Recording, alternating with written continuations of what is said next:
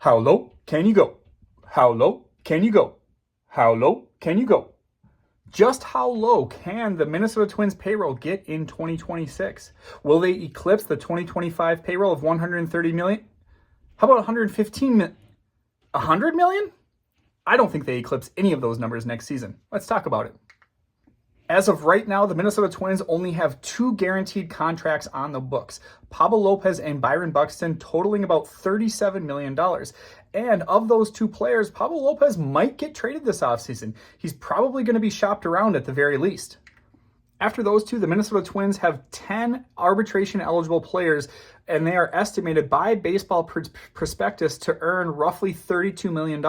Let's talk quickly about each of those players. First one, Ryan Jeffers, estimated to get $6.2 million via arbitration. I think the Twins for sure will tender him a contract, so we can pretty much lock that one in.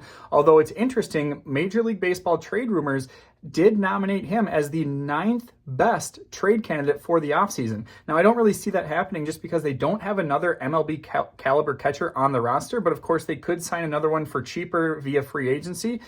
I really think Jeffers will be part of the roster for roughly $6.2 million.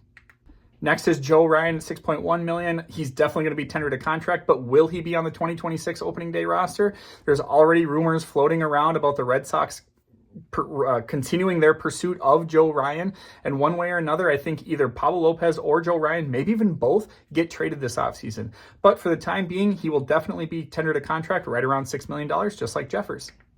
Next on the list, we have Bailey Ober, who is projected to make $5.2 million per Baseball Prospectus. It's guaranteed that he gets tendered a contract, and he's probably not going to get moved prior to the season just because his 2025 season was pretty rough, at least by his standards. And so the Twins are going to hold on to him. I don't even know if anybody would really be interested in acquiring him right now just because there's so much unknown. Specifically, his fastball velocity that's already usually low, was dipping into the very, very low 90s, upper 80s. And so he's going to be one that will make the opening day roster, will be tendered a contract, and again, that's going to be for roughly about $5 million, according to Baseball Prospectus. Then we have Trevor Larnach, probably the biggest question mark going into arbitration. There are some that believe that he could just simply be non-tendered, and he's projected to make roughly $3.75 million via the arbitration process. Even if he is tendered, he's another prime candidate to be traded, kind of like Kyle Farmer. They might try to move him before they have to make an arbitration decision on him, because back in 2024, they did get stuck with Kyle Farmer's $6 million salary because they couldn't move him.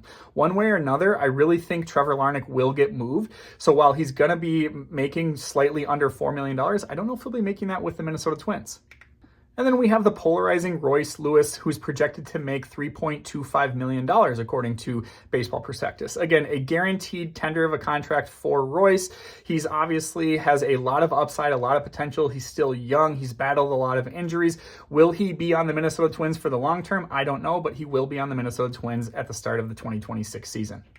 And then we have Justin Topa, who is guaranteed to make $225,000 via a buyout. If the Twins do opt to tender him a contract, he's going to cost roughly $2 million based on the option that he picks up.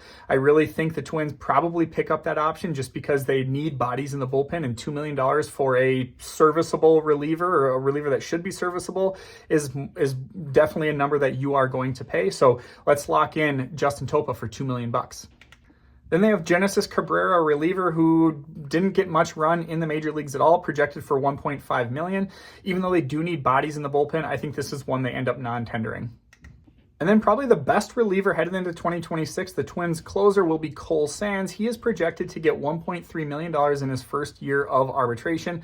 Again, that's a guaranteed tender of a contract there. He might get moved at the deadline, but as far as opening day goes, he will be on the roster. And again, he's projected to make a little over $1 million.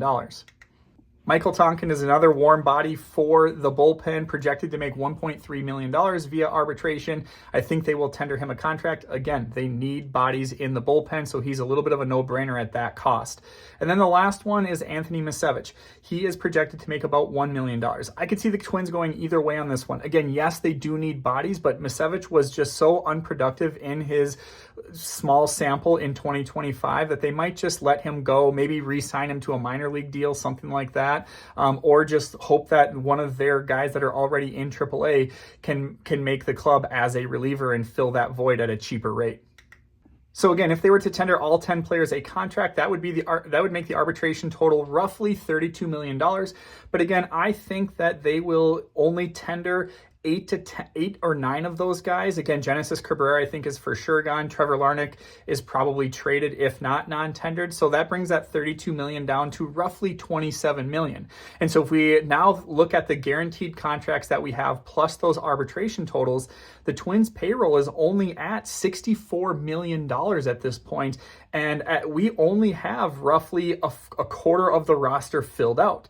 That leaves almost 30 40-man roster spots of pre-arbitration salaries, rookie guys like Keishel, Brooks Lee, Matt Wallner, names like that will make league minimum in 2026. And so Baseball Prospectus, COTS Contracts on their site estimates that those pre-arbitration estimates will be roughly $14 million total. So with everything that's been discussed so far, that brings the Twins payroll to just a $77 million payroll. Even if you include Larnach and Cabrera and tender all 10 guys' contracts, you're looking at roughly an $82 million payroll heading into 2026. Now, the Twins probably will be a little bit active in free agency. Maybe they'll go and grab a reliever that they hope they can flip at the deadline for some more prospect capital. They do need a first baseman. They don't really have a true first baseman on the roster. For some reason, they didn't give Aaron Sabato a chance at the end of the year, and so that's a big unknown. He'll likely get a spring training roster invite to see if he can make the club.